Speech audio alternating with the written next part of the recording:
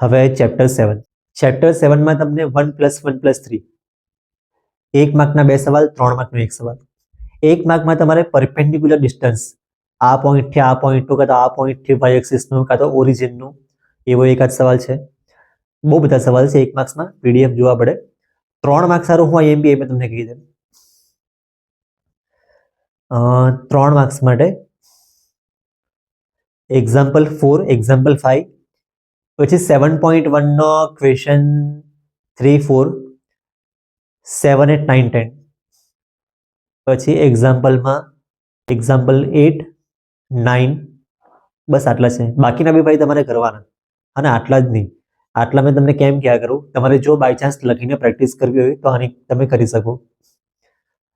ભાઈ સ્ટાન્ડર્ડમાં મેં જેટલું કીધેલું એટલું જ કરે તો ભાઈ પેપર ગમે ત્યારે ખતરનાક બી આવી જાય. સ્ટાન્ડર્ડ છે એનું.